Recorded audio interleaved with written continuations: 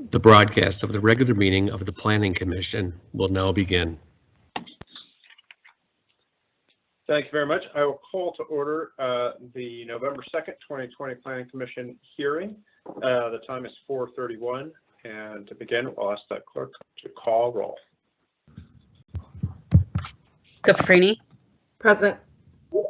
Smiley, Here. Lipke Pier, Here. Marwa, Meyer, Here.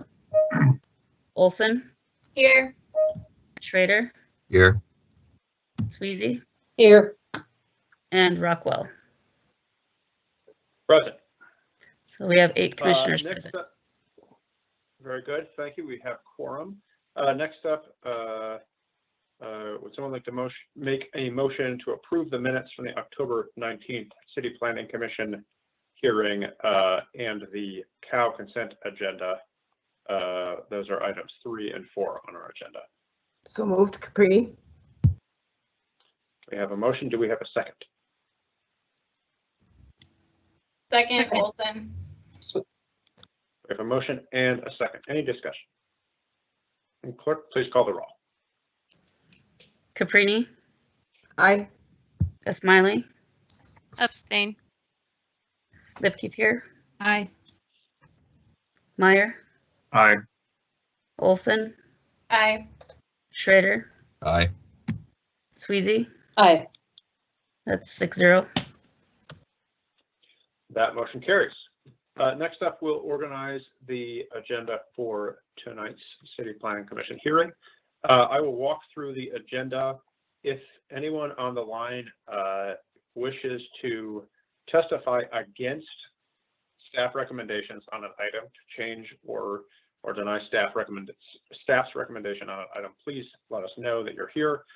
Press *6 to unmute yourself and let us know. Otherwise, we will be placing the items on the consent agenda.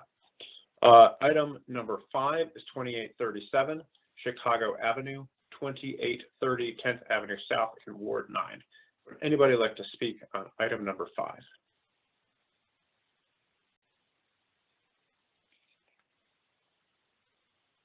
Hearing no one, will place that item on consent. Item number 6 is 521, which is 521 Main Street Northeast in Ward 3. Anybody like to speak on item number 6?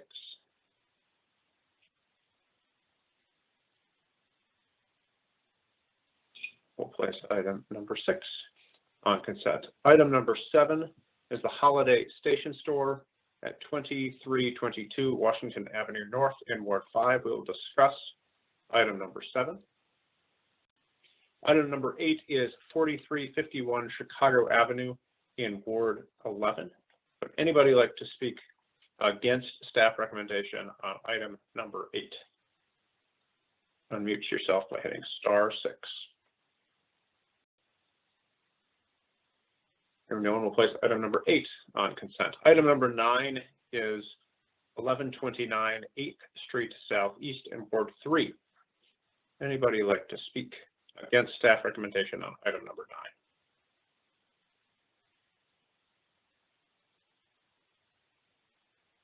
9? Place item number 9 on the consent agenda.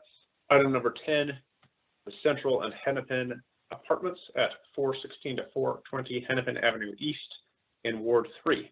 Would anyone like to speak against staff recommendation on item number 10?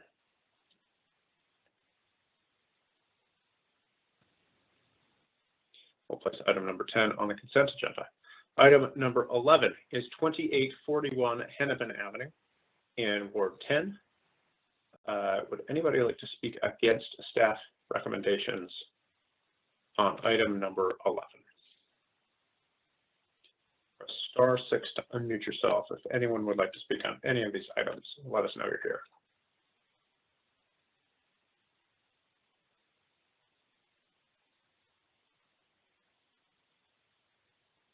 All right, hearing no one.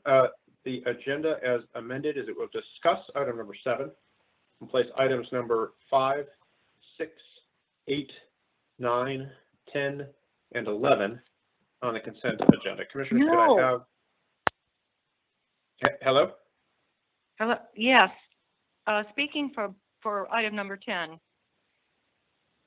You would like to discuss item number 10? You'd like to testify Yes, please. on item Yes, number 10? I thought I plugged in before. Apparently I was on mute. Okay, thank you. All right, very good. We will, let me amend what I just said here. Our agenda as amended is that we'll discuss items number 7 and 10, and we'll place on our consent agenda items number 5, 6, 8, 9, and 11. Could I have a motion to approve the agenda as amended? Commissioner Smiley.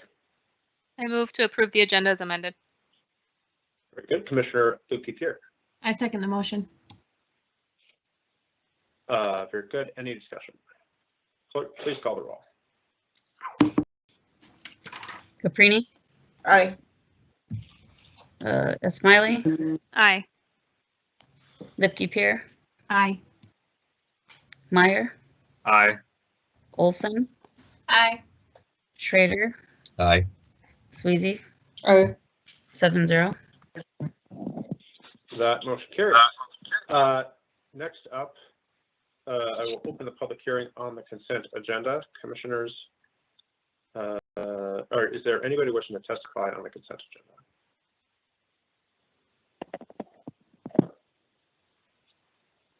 Hearing no one, I will close the public hearing for the consent agenda. Commissioners, do I have a motion to approve the consent agenda with all staff recommendations? Commissioner Smiley. I move to approve the consent agenda according to staff recommendations. Good. Do I have a second? Commissioner Olson. Second. I have a motion and a second. Clerk, please call the roll. Caprini, Aye. Smiley, Aye. Lipke-Pierre, Aye. Meyer, Aye. Olson, Aye. Schrader, Aye. Sweezy, Aye. 7-0. Very good. That motion carries. Hi, Next, Lisa, this is Anisha. Oh, okay, I'll mark you down as present. Okay, thank you. very good. Okay, well, we'll move on to our discussion agenda. And our first item is item number 7, the Holiday Station Store at 2322 Washington Avenue North, Ward 5. Staff is Andrew Friends. Andrew, the floor is yours. Good afternoon, President Rockwell and commissioners. Before you today are 2 applications to allow the reconstruction and modification of a gas station at 2322 Washington Avenue North. The applicant is seeking a conditional use permit for an automobile convenience facility and site plan review here. This property is a corner lot of just over 22,000 square feet. It's located at the intersection of Washington Avenue North and 24th Avenue North. Across Washington from the property is I-94. The Mississippi is located about 3 blocks to the east of the site. Could we go to the next slide, please? This property was occupied by a gas station which was constructed in 1995 and was destroyed by arson in the unrest in May. Holiday does retain the right to rebuild a gas station here, which would match the one that was destroyed. However, they are seeking these applications to allow some changes to the reconstructed gas station. Next slide, please. When it comes to the overall scope of the gas station and use of the site, compared to the former gas station, there are 2 primary changes. First, the new gas station would have fewer fuel pumps, reducing the number of fueling points from 8 to 6. And second, the retail, the convenience store portion of the use would be expanded by approximately 900 square feet to a total proposed size of a little over 4,100 square feet. Next slide, please. The property is also proposed to come much closer to compliance with our current site plan review standards, including more pervious landscaped area, improved landscaping and screening, as well as improved building materials and more window area on the building than the previous building that was destroyed. The project as proposed does still require alternative compliance to several parts of the site plan review ordinance that's outlined in the staff report. But in all cases, the project is moving closer to compliance with the standards than the previous gas station that was present on the property. Staff is recommending several conditions of approval as listed in the staff report that are intended to reduce the requested alternative compliance where staff felt that requiring full compliance with the standard was reasonable. If there are any specific alternative compliance requests or conditions of approval that any commissioners would like to discuss in more detail, I'm happy to do that. But staff is recommending approval of both applications subject to those conditions listed in the staff report, and I'm available for any questions. Thank you. Thank you, Andrew. Commissioners, are there any questions of staff at this time?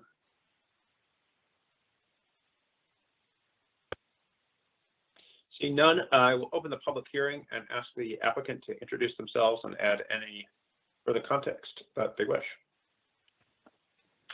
Thank you. Sorry. I had you momentarily, but Okay, There you go. how's this? Okay. Thank you, President Yeah. Rockwell and members of the Planning Commission. My name's Dave Edquist, Development Manager for Holiday Station Stores.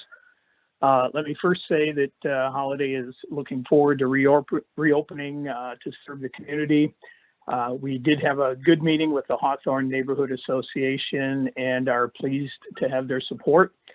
Joining me today on the call, we have Carol Lansing, Special Counsel from Faegre, Drinker, Biddle, and Wreath, Mark Stinson, Director of Real Estate for Holiday, and John Barigi, Regional Director of Construction for Holiday. So we have folks here that are available to answer questions that anyone may have.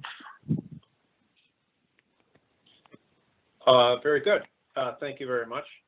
Commissioners are, sorry, well, first, I should say, is there anybody else on the line wishing to testify on this item? Maybe there is, but let's check.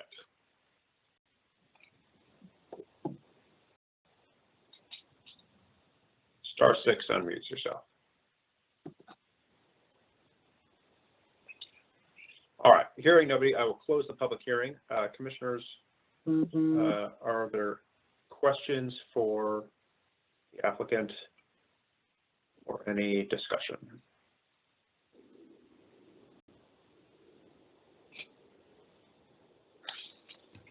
Commissioner Lipke. Yeah, hi. So I'm really excited that this Holiday is opening back up again. It used to actually be the one closest to my home, so I was there quite a bit, and I actually think that the people working there were very friendly and wonderful. So I'm really glad that they're opening up and the materials are superior than before and everything. My question, or not question, but comments that I would like to discuss with the commissioners tonight are related to site improvements. If we could go to the site plan again with the plantings and whatever shown on it. There we go. So I know that in previous years when this came before us, I think I might have even been the person to move for their sign application way back in the day. And I know that in the other Holiday that's a few blocks south of here, we had looked at or discussed the possibility for EV charging years ago. So my thought was with this one, it seems as though given some of the requests for alternative compliance related to the window requirements on the north, there's not even a public sidewalk up there. Some of the other insufficient things in terms of active ground floor functions and eyes on the street and landscaping requests, that it seemed to me that it might be a reasonable thing to suggest that at least one EV charger be located at the northernmost parking stall, just because the nature of charging, you're using your vehicle for 10, 15 minutes or something. And that would actually provide more eyes on 24th where there really kind of isn't anything right now. And in fact, I was looking at the statistics and it was saying that 67% of the ground floor facing 24th is active functions, but in reality, it's a storeroom and a bathroom. So I'm not really sure that's the active function that we were anticipating. So I just wanted to throw that out there and get commissioners' feedback. I think it's supported really in our policy 16 environmental impacts of transportation to reduce the energy, carbon, and health impacts of transportation and phasing out of fossil fuels. And I know that they by right can just rebuild the same gas station the way it is, and I applaud them for the decisions they're making, both in reducing the pump count, but also, they're adding a store. But at the same time, I think we need to realize that if we're going to transition out of fossil fuels, we need to encourage e-vehicles, and this would be one way to kind of take that step and also reduce vehicle-related emissions through our land use policies, as well as, you know, creating a space where there's this amenity in North Minneapolis as well. So I guess I'm curious to hear what my fellow commissioners think of that as an added, I believe it would be condition to the site plan, condition number 10. Chair Rockwell, Yes. this is Carol Lansing with the applicant team. If I could address that before discussion? Yes, that is, by all means, go for it. Okay. So if the city wants to, as a matter of promoting the policy that Commissioner Lukey-Pierce cited, require gas stations to have EV charging stations as part of the development, then it should be a specific development standard, and it should be applied, you know, equally, I think, to all stations. But if they can even find a reasonable basis for putting that expense and that condition on gas stations, but to me, it definitely needs to be something in ordinance.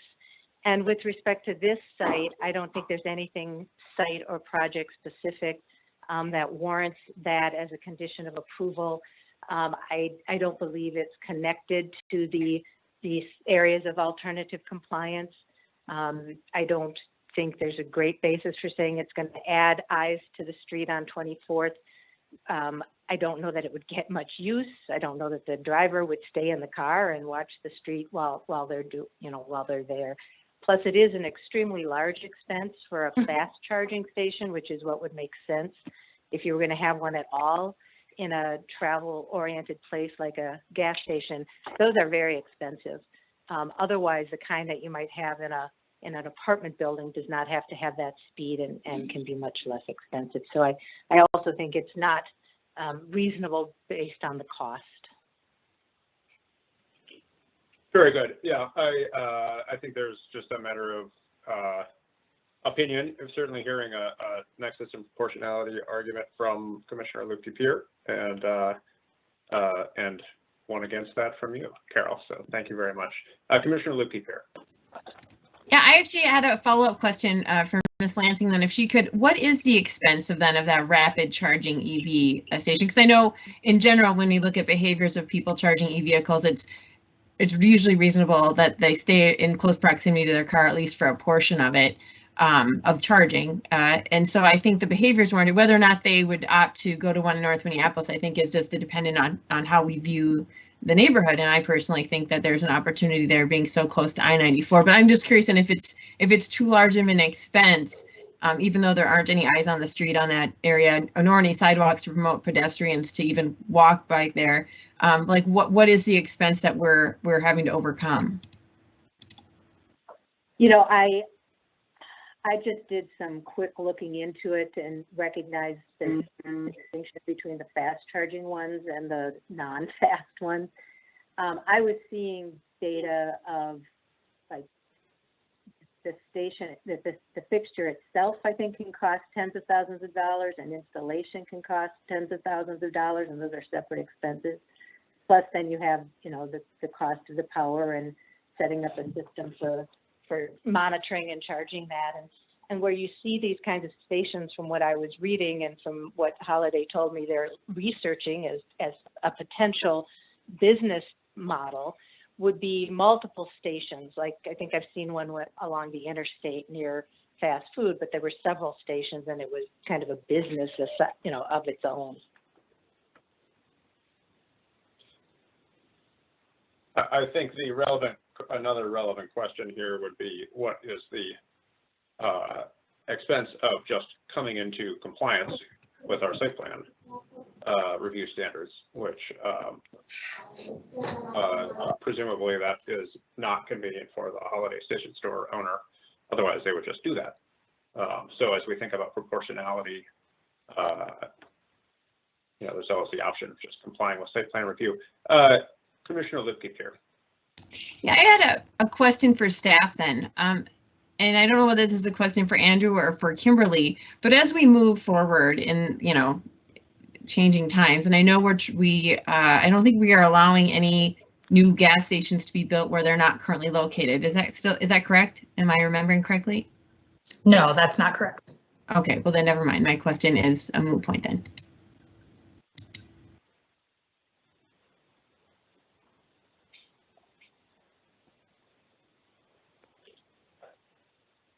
Commissioners, is there any further discussion?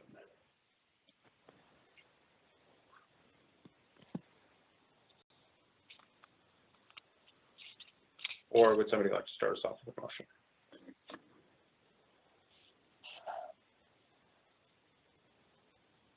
We have 2 agenda items before us.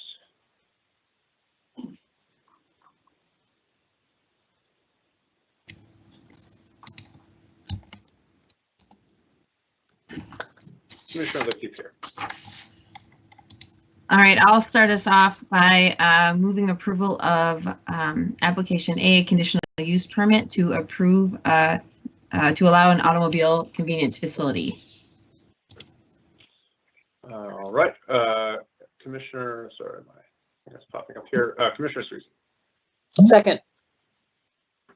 All right, we have a motion and a second. Any discussion? Clerk, please call the roll. Caprini, Aye. Smiley, Aye. Lipke, Aye. Marwa, Aye.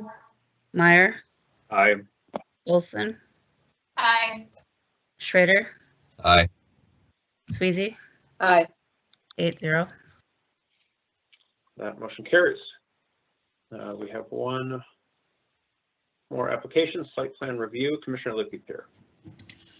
All right, so I'm gonna, I guess this is the time to see how the commission feels about this. I'm gonna move approval of site plan review, but with condition 10 that they will install 1 EV charging station at the northernmost parking stall. And I do think that given the deficiency in window requirements, active ground floor functions on the north side, general landscaping and screening that requires alternative compliance, I think it's entirely related trade-off. So I'm curious what my commissioners think, but I'm going to make that motion. Second, Meyer. Very good.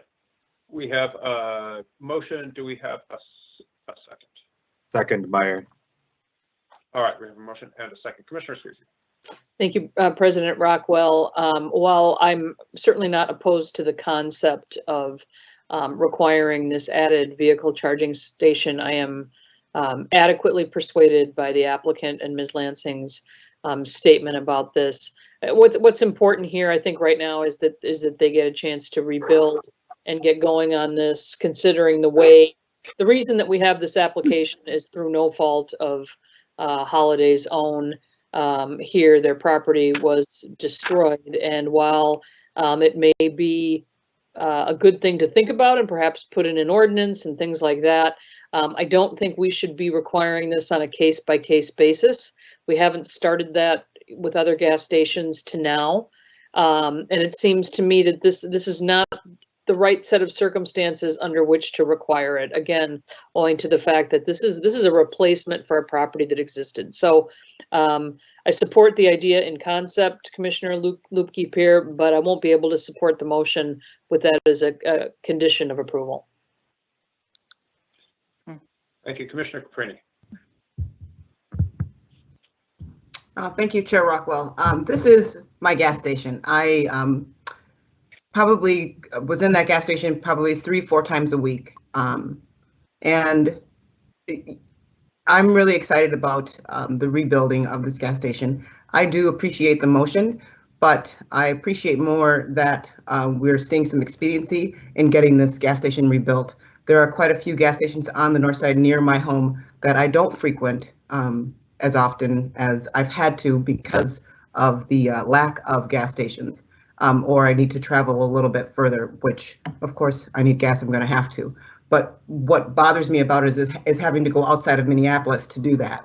So I will not be supporting the motion. I do appreciate it. And the last thing I wanted to say is I'm excited about the expansion of the store. And hopefully the folks that did work there will also get their jobs back, because it was a great group of folks that worked in that store. It was a great loss. And then the landscaping, I really appreciate the detail of going into the landscape. So thank you. Commissioners, any further comments on the motion?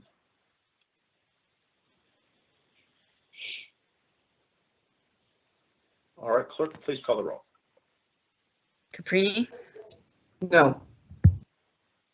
Smiley, No. Lipke-Pier, Aye. Marwell, No.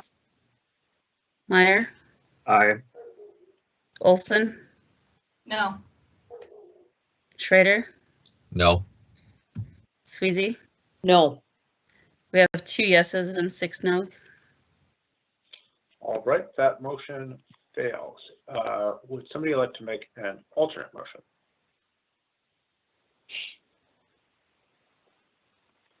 Commissioner Lipke-Pier. All right, in light of that, I will move B with the 9 stated conditions for approval. Very good. We have a motion to approve item B, site plan review with the 9 stated conditions. Commissioner Smiley. I second that motion. We have a motion and a second. Any discussion? Clerk, please call the roll. Caprini, Aye. Smiley, Aye. Lipke-Pier, Aye. Marwa, Aye. Meyer, No. Olson, Aye. Schrader, Aye. Sweezy. Aye. 7 to 1.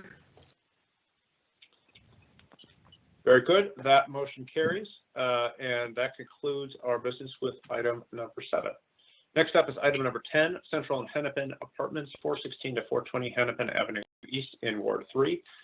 Staff is Mei-Ling Smith. Mei-Ling, floor is yours. Hi, good evening, President Rockwell and commissioners. I will go to the next slide, please. It's 416, 420 Hennepin. So this is wedged between Hennepin and Central in Northeast Minneapolis. It's an unusual site, has 2 parcels, and a portion of the site contains an unused alley, and that is requested to be vacated as part of this project. So it would be, a more even side on Central Avenue. This is in the C2 zoning district with the PO overlay. It's guided for transit 30, so that means it's meant for a building height of 10 to 30 stories in the comprehensive plan built form guidance. It's guided for community mixed use, so what that means on this site would be an active uses requirement on the ground floor. And then both Hennepin and Central are considered goods and services corridors. Next slide, please. So the applicant is proposing an 8-story building with 229 dwelling units. There are 3 commercial spaces facing Hennepin, totaling 5,400 square feet of commercial space. And then all 204 parking spaces would be enclosed. Next slide, please. The applicant is proposing a rezoning to C3A, as well as a conditional use permit for height to increase the height from 4 to 8 stories, to increase the floor area ratio to 5.78. A variance of the building placement because a portion along 5th is set back more than 8 feet, and site plan review, and then the vacation that I already mentioned. Next slide, please. So I've just included a few renderings that speak to a few of the conditions that are maybe the most maybe difficult to achieve per the staff recommendation. The applicant, as far as I know, is amenable to all of the conditions of approval that were listed in the staff report. But one area of concern was the blank wall. There's an 84-foot blank wall along Hennepin Avenue, and right now they're proposing an art mural that requires alternative compliance because it does not mitigate the blank wall. So staff is recommending that the blank wall be mitigated for the final plans. If you could go to the next slide, please. Here's an elevation view of the same blank wall on the first floor elevation. Next slide, please. And then here's the site plan. So as you can see, the blank wall will be adjacent to a parking garage facing Hennepin. Another condition of note that the applicant is amenable to is that we're requiring that the Central Avenue curb cut to the alley be right in and right out only, and that's a change from what was originally proposed from the Planning Commission.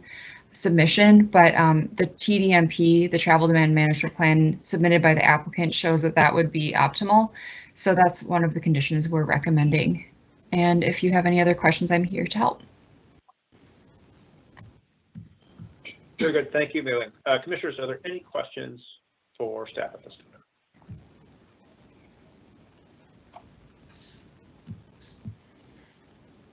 All right, hearing none, I will open the public hearing and ask the applicant to introduce themselves and the applicant team and add any further detail that you wish.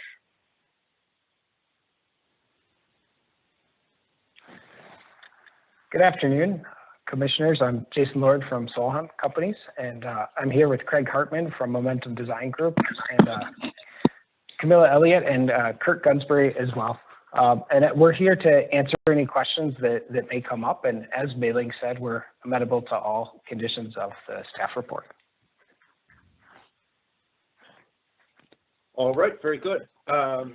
With that, I will open it up to other folks who wish to testify. I believe first up is Sam Penders. If there's Sam Penders on the line wishing to testify, please unmute yourself by hitting *6 and state your name and address for the record.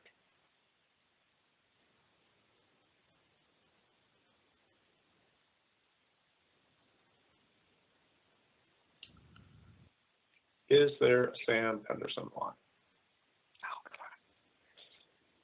All right, we'll try Sam again in a little bit. How about Carol Merrill? Yes. Can you hear me? All right, if you could please state your name and address for the record, and then go ahead. Yes. I am Carol Merrill, Vice President of the NEDNA Nicollet Island East Bank Neighborhood Association. I live at 10 2nd Street Southeast in Minneapolis. Chair Rockwell and members of the Planning Commission, thank you for the opportunity to comment on this project. The Nicollet Island East Bank Neighborhood Association, NEDNA, has evaluated the proposed project by Solheim Properties for a 7-story or 8-story, 229-unit mixed-use building at 416 420 East Hennepin Avenue. NEDNA does not support this project because we believe it wholly undermines the city's laudable goals found in the Minneapolis 2040 Comprehensive Plan. It fails to meet the 2040 policy for increased height and density in T30 transit corridors. It fails to comply with the 2040 plan for active use requirements on commercial corridors. We do not believe a blank wall of any dimension, and glad to hear that staff has mitigated that on East Hennepin Avenue. Whether or not it's adorned with a mural or not, it's not an active use. We are gravely concerned with the negative impacts to pedestrian and bikeless flow that would be caused by a 2-way vehicular entrance exit off Central Avenue, whether it's right turn exit entrance or not. The intersection of East Hennepin and Central Avenues is a noteworthy gateway to our neighborhood. We eagerly welcome development at this decade-old blighted surface lot bounded by buildings in disrepair. Yet this is a once-in-a-lifetime opportunity for an exceptional building that rises to the occasion and to the height promised to the 2040 plan. This building does not meet that challenge. Approval of this project, motivated by the notion that some development is better than none, calls into question the city's commitment to the vision and goals of the 2040 plan as they relate to height and density in Transit 30 corridors. This raises serious concerns that we respectfully ask you to consider. Thank you for hearing us. Thank you very much. Is there, Sam Penders may not be online. Is there a Sam Penders online at this point? Is there anybody else wishing to testify on item number 10? Yes. Yes, please state your name and address for the record and go ahead. Yes, my name is Scott Parkin. I am the owner of Verve Realty at 17 4th Street Southeast, which is adjacent to the subject property here. And I'm just calling in support for the project today. I'm a 25-year, either resident or owner or both in the neighborhood. And I've watched over the years, this is the third proposed use of this property. And I actually think it may be one of the better of the three. And I am optimistic that it would bring greater density. It would bring more enlivened texture to the neighborhood that I'm working 15 feet from it as we speak. And I think that I am not as concerned as a previous speaker, Carol, about the curb cut coming out of this property. I use it virtually every day, multiple times a day. While I do think that the requirement that it be a right in and a right out is a good idea, I do think it will work for this property.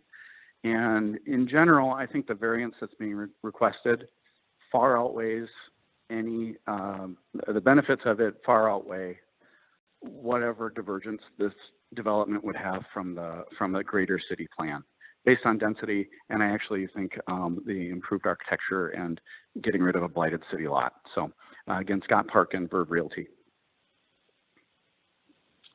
Very good. Thank you very much. Is there anybody else wishing to testify on this item? Is there Sam Penders maybe back in the meeting? Lisa can't get in. Can you hear me?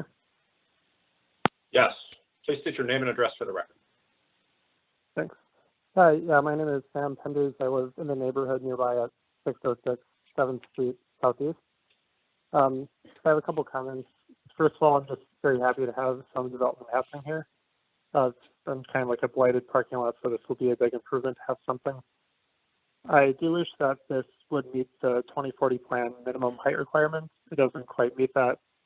And I think this would be a good opportunity to really maximize the use of space, get as much housing as we can there, get people to support the businesses in the neighborhood, get more transit riders nearby and all that stuff.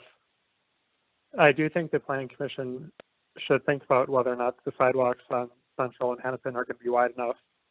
I do appreciate that they revised the plan from the original one to make it a bit wider in Hennepin, but I think it might be worth thinking about if it's worth getting rid of the trees along the building to make the sidewalk a bit wider, like perhaps 15 feet, because it'll be very busy over there in a couple of years. There's been a lot of housing units built nearby. There will be a lot more people going to the new businesses here.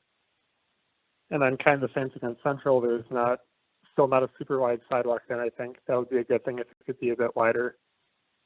And then finally, I think this right turn in, right turn out requirements on the alley on Central is a good thing. Potentially, I don't think it's going to be the signs. I don't think those will really be obeyed. So it might be worth thinking about if you can require MnDOT in the city to put in bollards along the central line of Central to actually make sure people aren't turning. So yeah, that's all I want to say. And I do support the height here. I think this will be ultimately a good thing. Thank you. Very good. Thank you. Is there anybody else wishing to testify on item number 10? Star 6 unmutes yourself.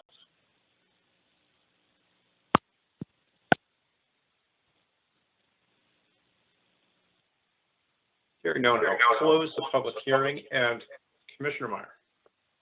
Thank you. I wanted to ask staff specifically about the right-in, right-out requirement. Would it be possible for us to require bollards to delineate that so that it has to be followed and not just a sign? Commissioner Meyer, I would hesitate to do that. The implementation of bollards has not always been uniformly successful, but I guess I would also ask Ms. Holeen if she has any thoughts about that type of condition. I think we could add a general condition that the curb cut be designed appropriately for right in, right out only, and not necessarily limited to just bollards, but give the applicant some options to work with. Sometimes there's for lack of a better word, the pork chop design can be effective, essentially forcing the right turn as well. Okay.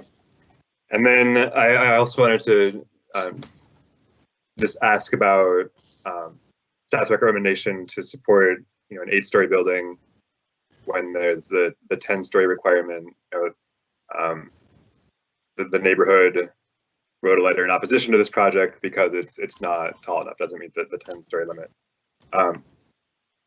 Are we still in kind of this transitional period where you're going to recommend that, and are you going to be like not recommending that once it becomes formal, or just talk about that, your thought process behind that? I can start, and then Ms. Helene, if you want to jump in. But yeah, right now we don't have a mechanism in the zoning code to require that minimum.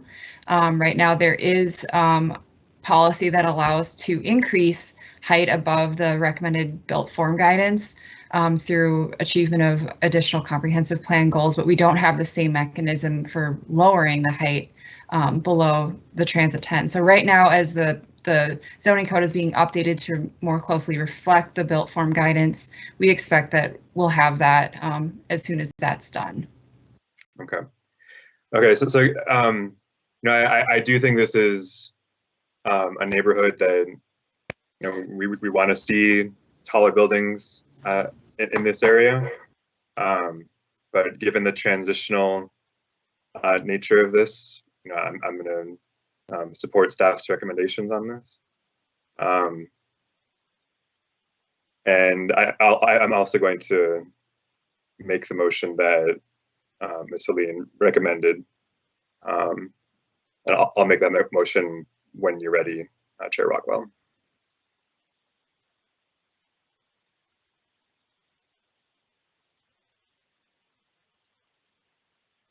Should I go ahead and make the motion, Chair Rockwell?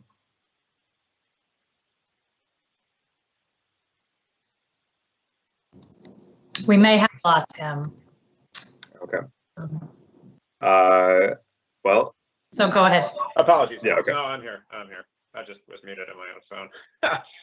Yes. I didn't know if anyone else wanted to talk first before I made a motion, but. It doesn't look like anybody has. So Okay. Go ahead and if you'd like to make a motion, go for it. So I would move to approve items A, B, C, D, F, and then E with the original 11 stated conditions and a 12th stated condition that the curb cut on Central Avenue Southeast be designed appropriately for right in, right out only turns. All right, we have a motion to approve all applications with one site plan condition addition. Commissioner Olson. Second. We have a motion and a second. Any discussion?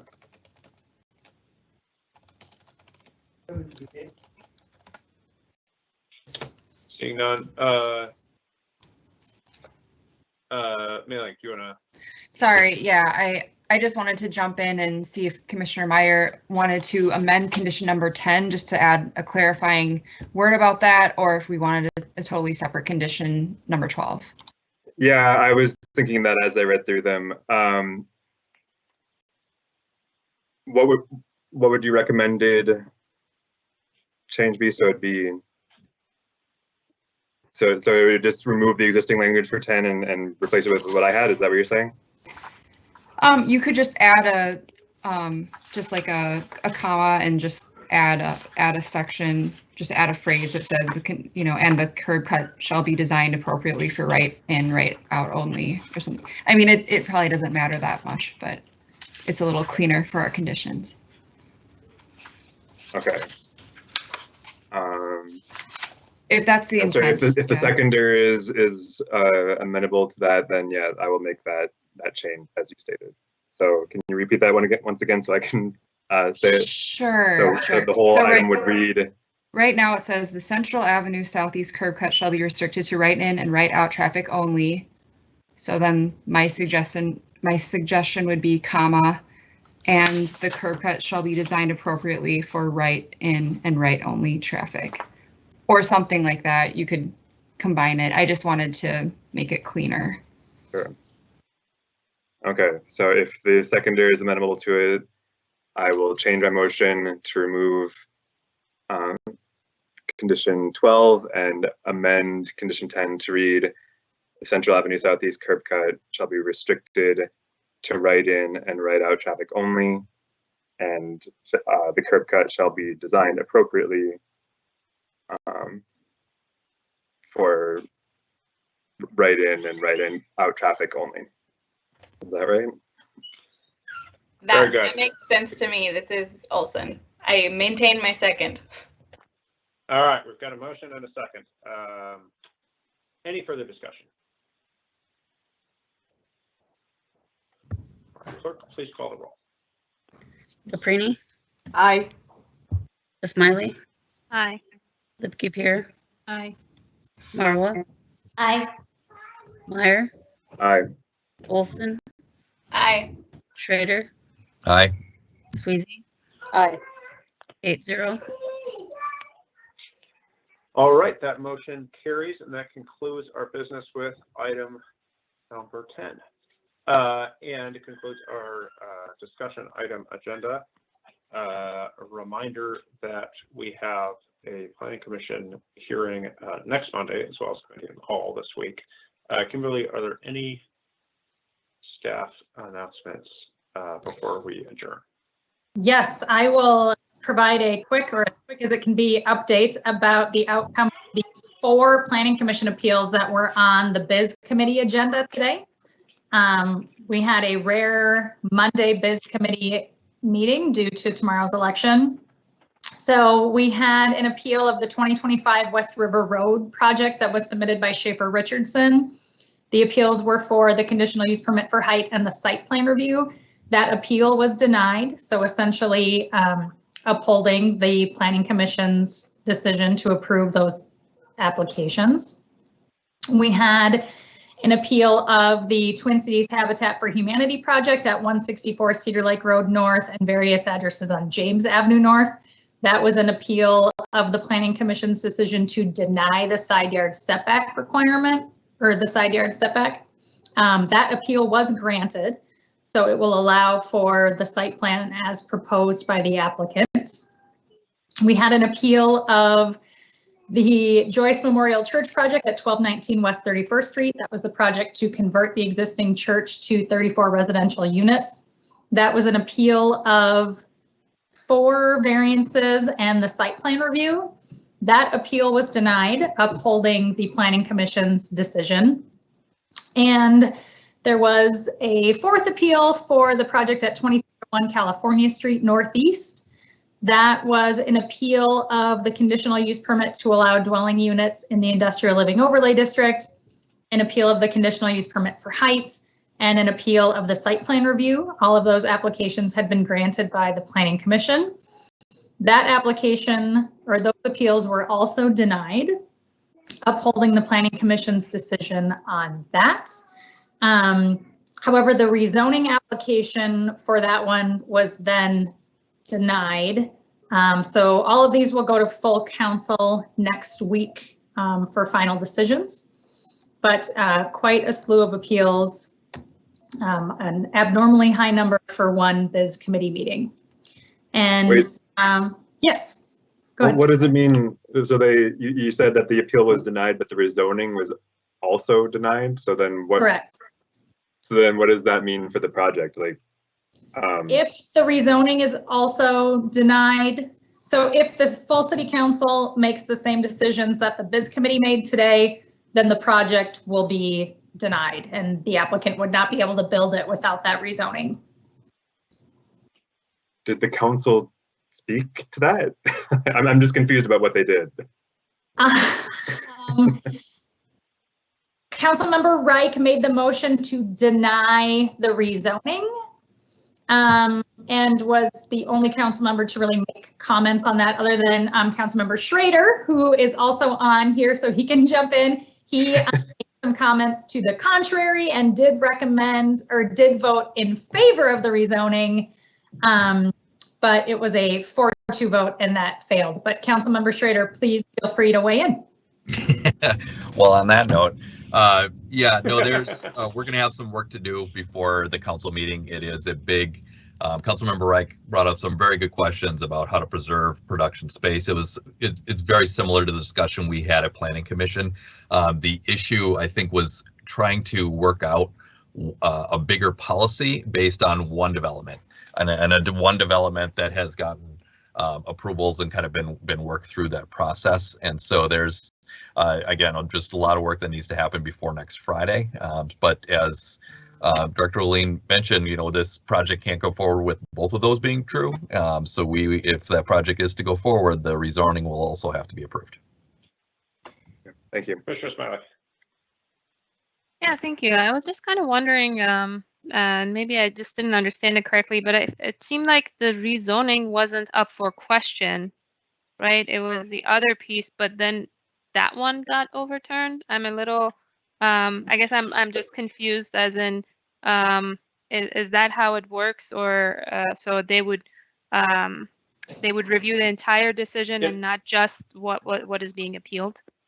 Yes. So typically the rezoning applications are on the consent agenda. However, when we have appeals associated with a rezoning application, we typically recommend that the biz committee move those rezoning actions to discussion items. So they're not essentially approving a rezoning before hearing the public testimony on an appeal. So that's what happened on this one. And there was some discussion and it ended up being overturned despite the staff findings that the rezoning was consistent with the comp plan. And the rezonings are always actually a council decision, right? So we have a final decision on all of the things like conditional use permits and variances, but rezoning is a policy, and so we are actually only recommending to the council. And so they always are considering a rezoning on its own merits. They may put it on the consent agenda, which is a nice deference to our recommendation, but they don't, but it's actually their decision. Commissioner Lee-Pierre. So so I understand this part of the process, because I know once it leaves our kitchen, I don't know how people eat this stuff, but so was that noticed? Like, is that a problem in terms of, like, if I was an average area and I thought other things were being questioned that were being appealed, would I necessarily have known that the rezoning was back up for debate? So the rezoning, the public hearing on rezoning applications always takes place with the Planning Commission. So the public hearing took place with the Planning Commission. That was the proper venue for that. However, that does not preclude the Zoning and Planning Committee or Biz Committee of the City Council from having a discussion on those items if they so choose. Wow. Only got so much power here in the Planning Commission. Kimberly, I have a quick question. This is Denise. How can you follow, like, when the appeals happen and kind of who brings the appeal? Kind of as Lee-Pierre just mentioned, once it leaves us, like, what's the best way that you suggest kind of tracking some of this? I'm just curious as far as follow-up goes, being a new. So I try to give updates every time it happens. We've just had a lot more than we typically do in the last month or so. So I'll always give you an update here, but if you want to know ahead of time, it's a pretty tight turnaround from the time we get the appeal to the time the notice goes out, but you can just go to limbs.minneapolismn.gov, which is where the agendas are posted for the biz committee and full council meetings, and all of the appeals would be listed there. Okay, and it says who's appealing it, because I know some of them are from neighborhoods, some of them are the applicant, just trying to understand where that, where the question is coming from. Okay. The applicant would be listed and the appellant would be listed. Thank you. Very good. Anything else? A reminder also to commissioners, so everybody saw Joe Bernard's email today, but if you are reviewing the built form rezoning text amendment, then try to get comments about that to staff by Friday. Commissioner Lee-Pierre. Yeah, I didn't get any email from Joe Bernard today. Did everyone else? I did not. I did not. This is Marwa. Sometimes they end up in junk mail. Well, I got an email from Joe, and so, you know, I don't know. I guess I'll look to make sure it went to everybody. And Kimberly, do we talk to you or do we reach out to Jason to ask Joe to send the email to us? I would definitely Jason or Joe directly. Everybody. Okay.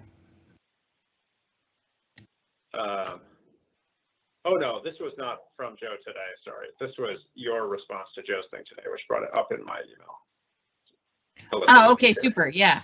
Okay, awesome. I was like, So, wait, there's another I email? apologize. No. So there we are, and we'll see everybody at Committee of the Whole. The meeting is adjourned. Thank you. Good night. Good night. Happy election eve. Go vote.